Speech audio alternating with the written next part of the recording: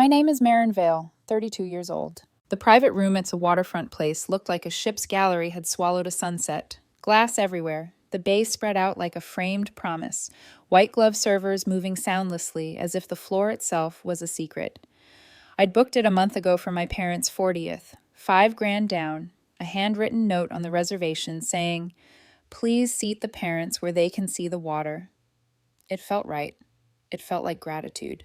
I walked in late by 6 minutes, client call that wouldn't die, and my seat in the center was conspicuously empty, napkin folded with a little flourish like a dare.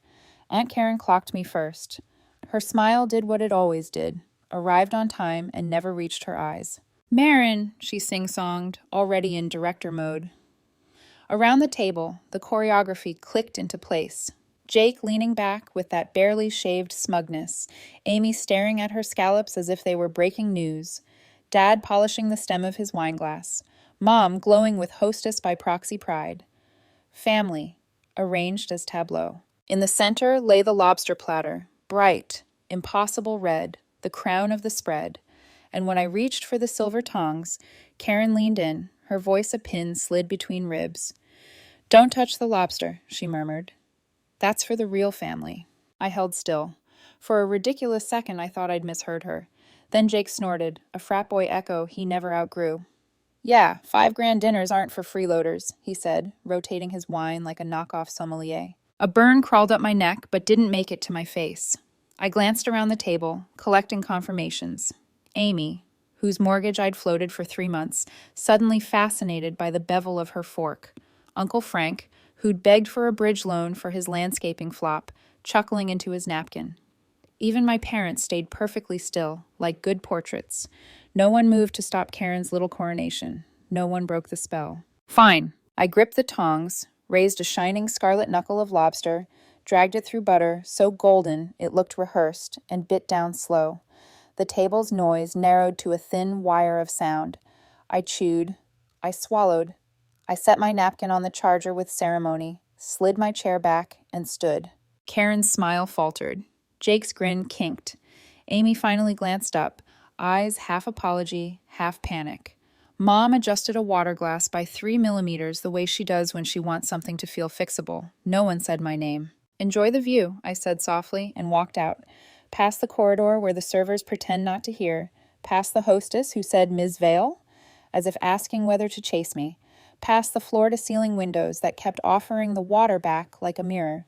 In the cool of the valet circle, I sat in my car with the engine off and my hands flat on the wheel until the pounding in my chest fell into a rhythm. The calm that came wasn't warm. It was slate, the kind of calm that lets surgeons cut. I dialed the number on the back of my black card. "Hi, I need to dispute a charge made just now at restaurant," I said, and the representative's keyboard started its tiny applause. Venue, amount, context. The reservation was in my name, I added. My card covered the room and the pre-fixed deposit. I did not authorize tonight's table to run on my card. A pause, polite empathy. Then the clean click of a reversal initiated. The tableau upstairs would discover it in roughly 12 minutes when the manager arrived, with a smile and an apology and a bill for people who suddenly remembered their wallets. Driving home along the bay felt like moving through a glass of cold water. In the living room, I set my keys down, peeled off my heels, and opened my laptop. The confirmation for my gift, the 7-day Caribbean cruise with 2 suites, private excursions, the whole ridiculous dream, sat in my inbox with a subject line that read, "We can't wait to welcome your family aboard." I clicked Manage Booking. A polite chat window bloomed. I typed, "Please cancel and refund in full to the original payment method." The agent asked for the reason. I wrote, "Change of plans." The refund confirmation slid back a minute later, $20,000 returning to where respect still lived. I poured myself a whiskey and stepped onto the small balcony. Below me, the street softened into weekend. In the apartment across the way, a couple laughed in the clinking glass light of their kitchen. My phone buzzed on the counter, then buzzed again, then began to rattle like a trapped thing. Amy, 3 missed. Mom, 5. Dad, 2. Karen, 8. Jake, 10. The notifications stacked like a slot machine. By midnight, the count hit 83. I didn't answer. I let their versions of the story pile up unharmed by truth. I let the tide of indignation slap against a seawall I hadn't had the nerve to build until tonight. When the apartment finally quieted, I texted Noah, "Home. Calm. We'll call tomorrow." He sent back a single dot. Then, "Proud of you. Sleep." I stared at the word proud longer than I should have. Karen has always loved to circle my past with Noah like a vulture. You know his ex Lena still messages him, right? As if implying that everyone eventually chooses someone else over me might keep me in my place. Tonight, the place I chose was outside their circle. I set my phone face down and picked up the picture I still leave on the console table. The last one of all of us smiling without effort before birthdays turned into collection plates. I'd been the family's safety net so long I'd mistaken the constant ache in my shoulders for posture. Tonight, I put the net down. Morning would arrive with its parade. Dead-eyed texts dressed as concern, a voicemail with weaponized tremble from Mom, a drive-by lecture from Dad about respecting your elders, and Karen's specialty, an attack masquerading as a prayer.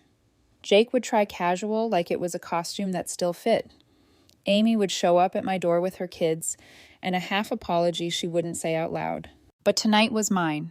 The air in my apartment felt newly oxygenated, as if returning my own money had somehow returned my own breath. I rinsed the whiskey glass, tucked the cruise confirmation into the canceled folder, and made a new one I named Boundaries. Into it, I dropped a PDF of the chargeback, a screenshot of the cruise refund, and a note to myself with a date and one line. No more invisible subsidies. If it's not in writing, it isn't happening. The phone vibrated again. Karen this time. "Ungrateful little brat. After everything we've done for you." I muted the thread. I muted 3 more. I muted the family group chat where birthdays go to be paid for, and where my name is the most frequent verb. Can Marin? Will Marin? Ask Marin. The silence that followed wasn't empty. It was clean. I thought of the Lobster again. The absurd pageantry of it, the butter shining like consent. I thought of Karen's whisper, real family, and how lines only have power if you agree to stand on their side of them. I thought of my mother's hands adjusting water glasses to keep the world from wobbling, and my father's precise little polishes of whatever was within reach, old habits of people who mistake neatness for goodness. When I finally lay down, the ceiling looked like a screen I could turn off. I did. Sleep arrived without bargaining. Somewhere across the city, a manager was explaining to a room full of relatives why a bill no longer had a patron saint. Somewhere, a travel agent's calendar made a gentle chime as 2 sweets winked out of existence. Somewhere in my parents' kitchen, Aunt Karen was already sharpening the story she'd tell about me. That I ruined an anniversary, that I humiliated them all, that I have always been trouble. They would forget to mention the part where I paid for the room, the view, the toast, the lobster. They would forget to mention who canceled the cruise. They would forget to mention real family. Tomorrow they would remember my door. They would remember how to knock. They would remember every old trick, shame, pity, the sudden fragility of a heart that's robust enough to bully, but too delicate to be told no. I could already hear it. But tonight, the only sound in the room was the soft electronics of a life that paid its own bills. I rolled onto my side, the cool of the pillow a small mercy, and smiled into the dark at a thought that landed like a lever. If they wanted lines, I could make them permanent. At 9:07 a.m., the first knock came like someone trying to make a point with their knuckles. I was halfway through whisking eggs when the Ring camera pinged Amy's face. Flushed, harried, 3 kids orbiting her like small, chaotic moons. I didn't open right away. I finished whisking, turned the burner down, and let her knock again. Boundaries, I reminded myself, were not emergencies. When I did open, the kids burst past my knees with the kind of momentum that makes picture frames nervous. The smallest, Liv, headed straight for the console and reached for the one family photo I hadn't boxed away. I stepped between her and the frame with a smile. "Shoes off, please," I said. Amy blew past the rule, arms crossed over a sweatshirt that read, "Mama needs coffee." "What did you do?" she demanded, voice tight. The restaurant said the card failed. Mom was crying in the hallway. We had to scrape together cash to cover the wine. The servers were professional, I said. They always are. She blinked, thrown by my calm. "And the cruise," she said, already pulling out her phone. "Please tell me that's a mistake. You wouldn't..." I poured coffee into a clean mug, slid it toward her across the island, and nodded at her screen. Check your email. Her thumb flicked. She read. The color left her cheeks like a tide. Marin, she whispered, as if my name were a bruise. Why would you do that? Because last night your aunt told me the lobster was for the real family, I said, as evenly as if I'd said the weather. And my cousin called me a freeloader at a dinner I paid for. You looked away. I tipped my head. Everyone did. Her mouth opened, then closed. A practiced apology almost rose and drowned. You're overreacting, she tried weakly. Am I asked, and gestured toward the living room where her boys were now jousting with my throw pillows. 3 months ago, I wired your mortgage company $5,000 because your refinance hit a wall. I didn't make a speech. I don't make speeches. But I do read the room.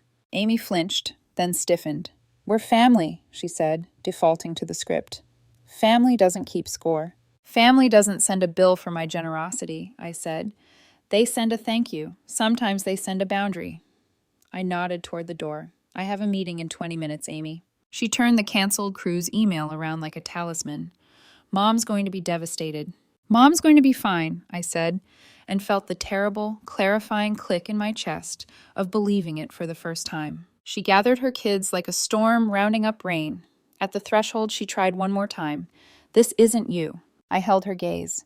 This is me, I said. The me who doesn't buy lobsters for people who call her a freeloader. When the door shut, I leaned my forehead against the wood just for a breath and let the adrenaline roll through and out. My phone buzzed on cue. Karen, ungrateful little brat.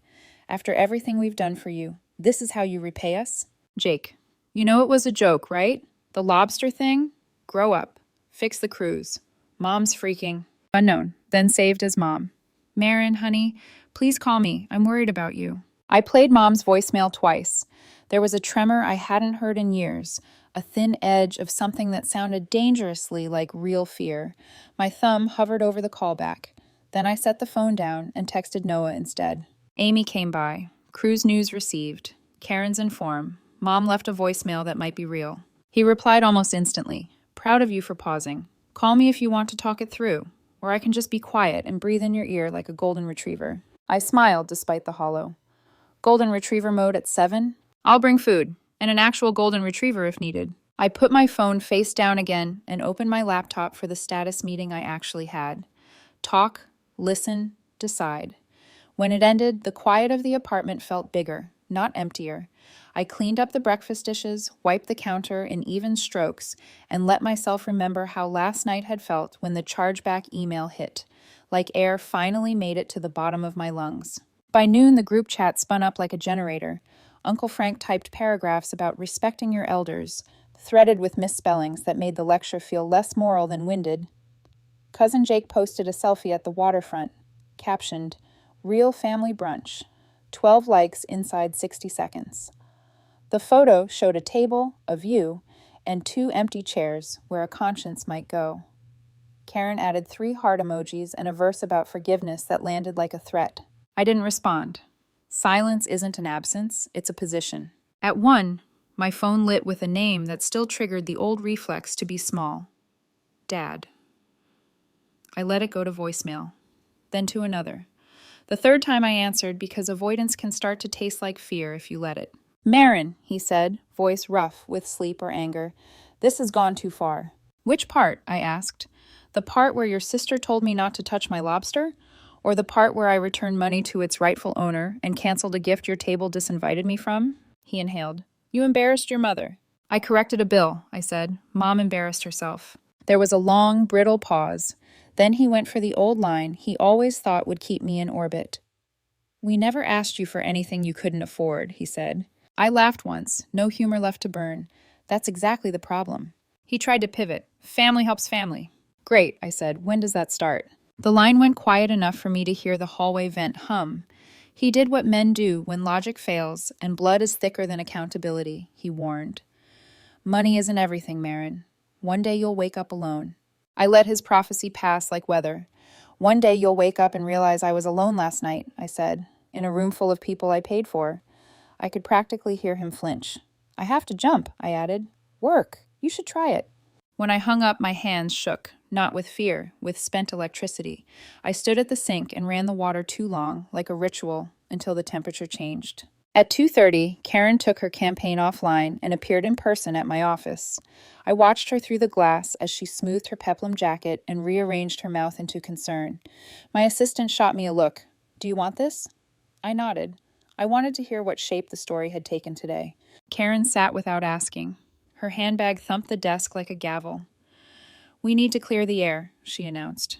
"Please," I said, gesturing at the air. She assumed the tone of someone nominating herself for sainthood. "You've been under a lot of stress," she said, with a glance toward the photo of Noah and me on my shelf. That told me she still kept Lena's name in her pocket like a party trick. "But punishing everyone over a misunderstanding—" "Misunderstanding," I echoed. "A silly joke," she amended. "And you know how men are," she added with a pointed little smile, "especially ones with histories. People talk." There it was, the soft knife. Noah's ex, Lena. The old gossip Karen wielded like proof I was always someone's second choice. I thought of Noah bringing over dumplings, of him texting me pictures of the sky when my days went sideways, of the silly way he signs cards. Noah, and by extension the moon. "People do talk," I said, "and sometimes they say the quiet part out loud, like which family is real, like who pays, and who gets to pretend that isn't a verb." Her smile slipped. "We're family, Marin," she said, voice sweetening to cover the crack. "Family fights. Family makes up." "Family doesn't make a spectacle of the person who paid for the spectacle," I said. "Family says thank you." She stood so fast her chair nudged the carpet. "Fine," she snapped. "But don't come crying to us when you realize money can't keep you warm." I walked her to the door. "I've been freezing at your table for years," I said. I finally found the thermostat. Back at my desk, my hands moved before my brain tried to explain itself. I opened my estate documents, found the page with beneficiaries, and sat very still. The plan had been simple: a portion for my parents, 529s for Amy's kids, a cushion for emergencies that always seemed to have our last name. It had felt like duty braided with love. I deleted every name. The page looked abruptly, blessedly blank. Then I typed in new ones. A scholarship fund in Grandma Vale's name for first-generation girls in STEM. The shelter that helped a client of mine leave a bad situation. The library that let me hide in stacks when hiding was homework. I saved the document, printed the change form for signature, and set it in the middle of the desk like a small, quiet flag. When I finally looked up, the city outside had shifted from afternoon brightness to that soft, bruised light that makes buildings look honest. I imagined the family group chat buzzing with their favorite genre, me as villain, and felt nothing rise to defend me. I didn't need to be the rebuttal anymore. I needed to be gone. My phone chirped. Mom again. I listened to the new voicemail at my desk with the door closed. "Marin, sweetie, please. Your father is stubborn. Your aunt was thoughtless. But this isn't you. Please call me. I didn't sleep. I keep seeing you walking out. I keep wondering what I could have said." For a moment I saw it, the version where I called back, and she told the truth into the phone like a woman turning herself in. I held the image gently in my head and then set it down. Wanting honesty from people who profit from silence is how you bankrupt yourself. At 7, Noah knocked with Thai food and the look he saves for disasters I navigate without capsizing. He didn't ask for the play-by-play. We ate on the floor like grad students, toes pressed against the couch, steam fogging the takeout lids. He told me a story about a client's dog who refuses to come inside unless bribed with ice cubes. When the food was gone and the apartment was dim, he asked, "You okay?" "I'm not shaking," I said. "That's new," he said softly. We stacked the containers, washed 2 forks, dried our hands on the same towel because the domesticity of it felt like proof of something no one could rewrite. He kissed my temple. "I've got you," he said. "Even when you've got you, I've got you." The night closed around us like a curtain finally willing to fall. In the morning, there would be Dad's truck at my curb, and whatever speech he thought would turn me back into an allowance. There would be more scripture from Karen, more performance from Amy, more cheap sarcasm from Jake. There would be the old weapon, dusted off. "You'll be alone." But in the quiet, lilting hum of the dishwasher, with Noah's hand warm at the small of my back and the document on my desk waiting for my signature, I understood the twist. I wasn't losing a family. I was losing a habit. I turned out the kitchen light, and the apartment didn't feel big. It felt sized for real people. Tomorrow, the next knock. Tonight, the line stayed drawn. The next knock came 3 days later, heavier, slower, the kind of knock that pretends it's patient but demands to be heard. Through the peephole, I saw my father's old work jacket, the frayed cuffs, the grease smudges, the posture of a man who'd made a habit of showing up uninvited and calling it love. I could have let him stand there. I could have let the silence do what it's supposed to, teach people that access isn't entitlement. But curiosity is a terrible negotiator. I opened the door. "Marin," he said, hands buried deep in his jacket pockets. "We need to talk." I didn't invite him in. He stepped inside anyway. He looked around the apartment, scanning the minimalist furniture and the neat lines that didn't match the chaos he'd raised me in. "Nice place," he muttered, sinking into my armchair without waiting for permission. I leaned against the counter, arms folded. "You drove 2 hours to compliment my decor?" His eyes flicked up, tired and sharp. "Your mother's not sleeping," he said. "She's been worried sick." "Worried I stopped paying for her cruises?" I asked. His jaw tightened. "You think this is funny?" "I think it's predictable." He exhaled through his nose, the way he always did when he wanted to look calm while holding back a shout. "Your mother feels like you've abandoned the family." "I didn't abandon anyone," I said. "I just stopped funding the play." He frowned. "Funding? Marin, for God's sake, we never asked you for anything you couldn't afford." "That's exactly the problem," I said. "You never asked. You expected." He stood abruptly, pointing at me with the same finger he used when I was a teenager, and he still thought he could scare me into submission. "We're family," he said, voice rising. "Family helps each other." "Then where was that family when Karen told me I wasn't the real one?" I asked quietly. "When Jake called me a freeloader? When Amy stood by and said nothing?" He hesitated. "You're overreacting. It was a joke." "Then they can live with the punchline," I said. He rubbed a hand down his face, muttering under his breath. "You're going to wake up one day and realize you pushed everyone away." I smiled, small and sharp. "Then at least the house will be quiet." For a moment, his face softened, the anger cracking just enough for something almost human to flicker through. Regret, or maybe confusion that his old tools no longer worked. Then he turned, muttering, "Fine, if that's how you want it." At the door, he added, without turning around, "Money isn't everything, Marin." I watched him walk to his rusted truck, watched him pull away, watched the thin trail of exhaust twist up into the sunlight like an afterthought. The sound faded. The quiet stayed. That night, I expected the loneliness to hit, the ache that always used to follow whenever I tried to stand my ground. But instead, it felt still, like I'd finally stepped off a treadmill I didn't realize I'd been sprinting on. Noah called after his shift. "Your dad?" "Yeah," I said. "He came, he lectured, he left." "Classic," he said, then softer. "You okay?"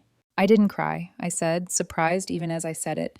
"That's progress," he said. "Proud of you." The next morning, the text messages started again. "Karen, you're pathetic. You know that? Turning your back on family. Everyone knows you're just bitter because Noah's ex still has more class than you. Jake, you always were too sensitive. You think anyone cares about your drama? Amy, Mom's been crying for days. I hope you're proud of yourself." I stared at the screen, my coffee growing cold in my hand. It was impressive, really, the speed with which they could twist cruelty into concern, cruelty into virtue. I didn't reply, not yet. Instead, I opened my laptop. If they were going to call me selfish, I might as well make it official. For years, I'd been building my own estate, savings, investments, the small consulting business that had finally started paying off. Somewhere between habit and hope, I'd drafted a will that left pieces of it to them. College funds for Amy's kids, a cushion for my parents, even a small trust with Karen's name on it. Because that's what I thought love looked like, preparing for people who never prepared for you. I opened the document. The cursor blinked beside the list of beneficiaries. Slowly, deliberately, I started deleting names. Amy Vale, delete. Karen Monroe, delete. Frank Vale, delete. Richard and Evelyn Vale, delete, delete. The screen looked suddenly clean, like a wound scrubbed free of infection. I took a breath and typed new ones. The Vale Foundation for Women in STEM, 40%. The Willow House Shelter, 30%. Community Literacy Program, 20%. Marin Vale Memorial. Scholarship, 10%. It wasn't revenge, it was math. When I clicked save, I felt the same lightness I had the night of the restaurant. That specific, crystalline kind of peace that comes only when you stop asking other people to value you. At noon, Karen showed up at my office, because of course she did. My assistant buzzed through, whispering, there's a very loud woman demanding to see you. I sighed. Send her in. She swept in like a hurricane pretending to be a person. Designer bag, fake pearl smile, voice pitch somewhere between condescension and prayer. Marin, darling, she said, settling into the chair across from my desk without being invited. We need to talk. About? She folded her hands. You've been under a lot of stress. Between the boyfriend, the family tension, we get it. But punishing everyone over one silly misunderstanding. I held up a hand. Stop. Karen, you called me a freeloader at a dinner I paid for. That's not a misunderstanding, that's math. Her face twitched. Oh, come on, you know I didn't mean it like that. Then how did you mean it? She hesitated, eyes darting toward the family photo, still on my bookshelf. The one I hadn't had the heart to throw out yet. You've always been sensitive. Ever since that thing with Noah's ex. People talk, Marin. I smiled. They do, especially people who have nothing else to do. Her tone sharpened. Family fights, family forgives. It's what we do. Family doesn't humiliate the person paying the bill, I said. Family doesn't weaponize gossip or guilt. Her lips pressed into a hard line. Fine, be that way. But don't come crying to us when you realize you're all alone. I leaned back in my chair. Karen, I was alone that night at the table. This is just quieter. She stared at me for a long moment, then stormed out. I waited until her heels faded down the hallway, then opened my drawer, pulled out the freshly printed will, and signed it in blue ink. It wasn't a declaration, it was a release. That evening, I met Noah for dinner. Nothing fancy, just takeout and cheap wine on my balcony overlooking the bay. The sky burned orange over the water, the same color as the lobster I'd eaten in defiance. He leaned against the railing, his sleeve brushing mine. You look lighter, he said. I am. What changed? I stopped apologizing for being done, I said. He nodded slowly. Good. Then, with a small smile, I always liked the version of you that didn't flinch. I laughed. She's new, still figuring things out. Keep her, he said. For the first time in months, I thought maybe I could. Later that night, a final text arrived, from Dad this time. Come to the house, let's fix this. No punctuation, no apology, just command disguised as invitation. I looked at the message until it dimmed and disappeared. Then I put my phone face down and turned out the light. They thought this was another chapter in the old family drama, that I'd come back like always, softer, smaller, ready to forgive. But they were wrong, because the next act didn't belong to them anymore. Sunday mornings in this city are usually quiet. Seagulls on street lamps, joggers with earbuds, the hum of espresso machines.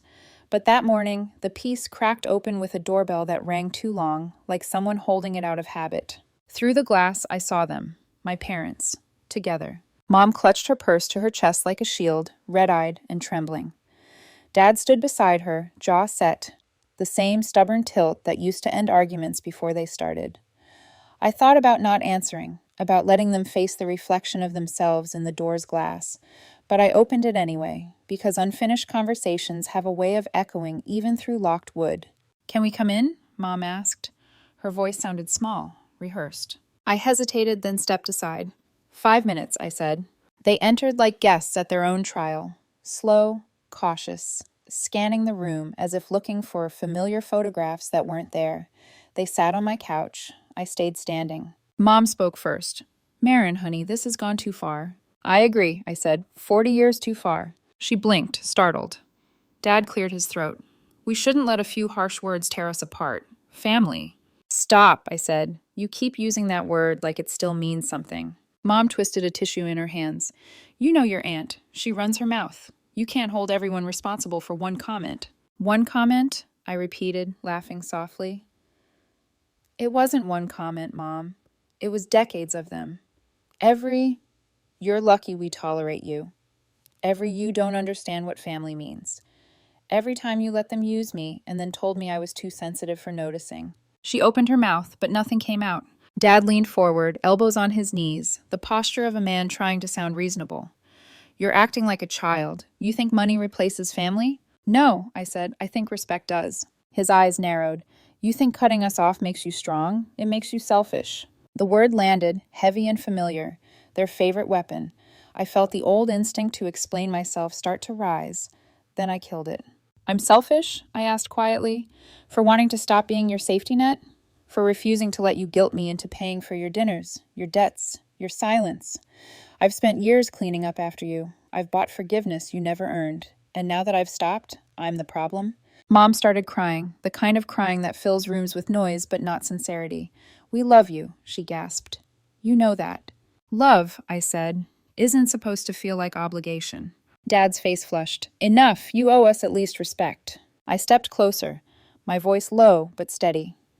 I owe you nothing, Dad. I gave you more than you deserved, and you turned it into proof I'd always give more. I was your wallet, your peacekeeper, your excuse.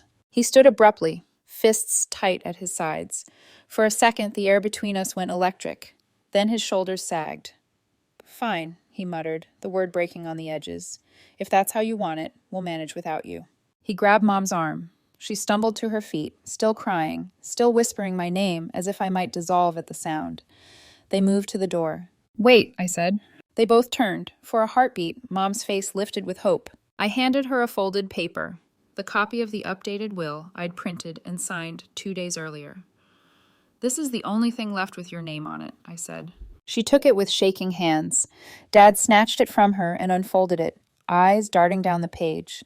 His mouth tightened as he reached the end. You're giving it all away, he said flatly. To people who need it, I said. Not people who expect it. Mom stared at me, her expression collapsing into something halfway between disbelief and grief. You can't mean this. I do, I said. And when you leave, don't look back. I've already built the version of family I want, the kind that doesn't need to be bought. Dad shoved the paper into her purse, muttering something I didn't catch. Then, quieter, almost to himself, you'll regret this. I opened the door. Maybe, I said, but at least the regret will be mine. They left. The door clicked shut, softer than I expected, final as a gavel. I stood there for a while, leaning against the wood, listening to their footsteps fade down the hall.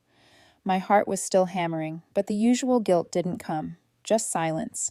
Clean, unoccupied silence. Noah called that evening. He didn't ask how it went. He didn't need to. I think he could hear it in my breathing. I heard the echo, he said gently. Feels different this time, doesn't it? Yeah, I said. It feels like the noise finally stopped. He was quiet for a moment, then asked, What now? Now? I said. Now I start rebuilding without them. He laughed softly. You sound sure. I am. The next morning, I opened my curtains and let the light pour in.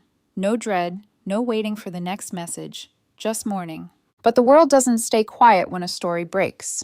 By noon, my phone was vibrating with new alerts, not from my parents, but from the wider orbit.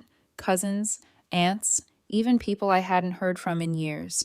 The family group chat, once silent, was alive again. Karen, we can't believe you'd do this to your poor parents. Jake, you've always been dramatic. Hope you're happy now. Amy, Mom's devastated. I hope this makes you feel better. They'd rewritten the story, of course. In their version, I was the ungrateful daughter who humiliated her parents, the selfish niece who made everything about money. They were already performing forgiveness for each other online, waiting for me to crawl back and play my part. I didn't. Instead, I logged off everything. Then I sat down at my kitchen table, took out a blank sheet of paper, and wrote the last note I'd ever send them. Forgiveness isn't pretending nothing happened.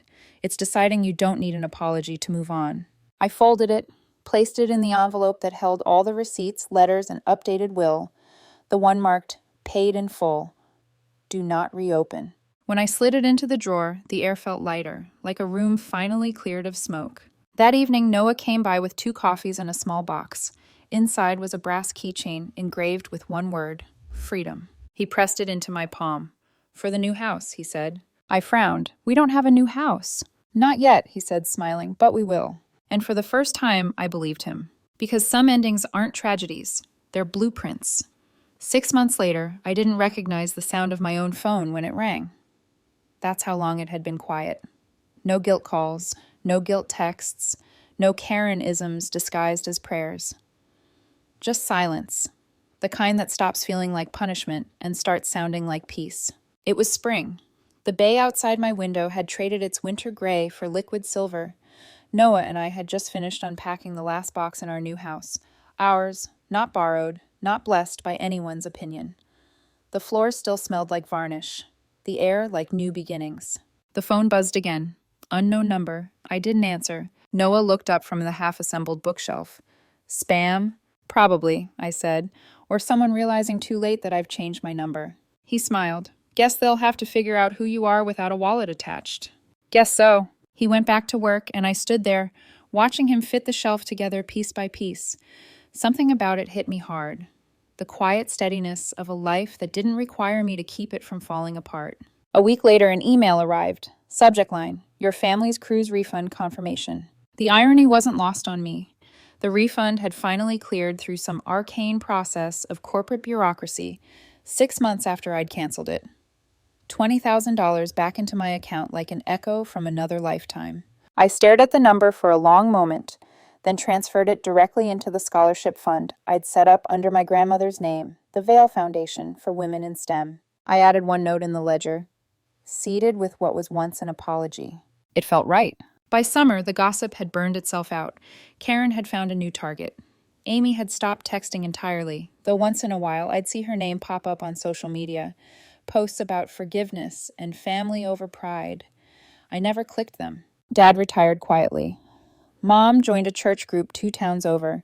They'd built a new story for themselves, one where their daughter had turned cold, ungrateful, unrecognizable. And maybe they were right about that last part.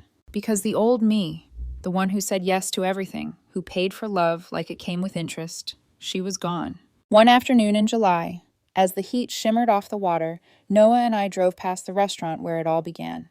The one with the lobster, the view, the laughter that didn't include me. He glanced at the building, then at me. You ever think about going back there? Not for dinner, I said. Maybe to tip the server who saw it all. He laughed, and I found myself smiling too. I think you already did, he said. Just in your own way. That fall, I was invited to speak at the community center, a financial independence workshop for women starting over after divorce or family debt. When I stood in front of them, I realized I wasn't nervous. I wasn't performing. I was just telling the truth. I talked about boundaries that cost nothing and still save your life, about how family and familiar share a root for a reason. Both can keep you in places you've outgrown, and about how forgiveness isn't always reunion. When it was over, a woman in the front row raised her hand. How do you stop feeling guilty? She asked. You don't, I said honestly. You just learn to stop mistaking guilt for love. The room was quiet for a beat, then someone started clapping. That night, back home, I sat at my desk. The filing cabinet drawer creaked open, the one with all the evidence, all the history. I hadn't looked at it since the day I sealed it. The envelope sat exactly where I'd left it. Paid in full, do not reopen. I slid it out, ran my thumb over the faded ink of my own handwriting. I didn't open it. Instead, I took out a clean sheet of paper and wrote one final note to go with it. Debt settled, legacy rewritten, lesson permanent. Then I sealed it back inside and locked the drawer. Outside, the city lights shimmered across the water like reflections of the past. Pretty, unreachable, harmless. Noah called from the kitchen. You want tea or wine? Tea, I said, the kind that doesn't keep me awake. He laughed. You sure? You've been rewriting your life at a record pace. You might as well stay up and enjoy it. I already am, I said, walking toward him. He wrapped an arm around me, his chin resting on my shoulder. So what's next? I looked out the window at the bay. Calm, endless, mine. Whatever I build next, I said. But this time, no one gets to call it theirs. Sometimes I still think about that dinner. The flash of the lobster shell under the lights. Karen's whisper. The silence that followed. And I realized that night wasn't the end of anything. It was the beginning of my freedom. Because some inheritances are worth losing. And some debts can only be repaid by walking away.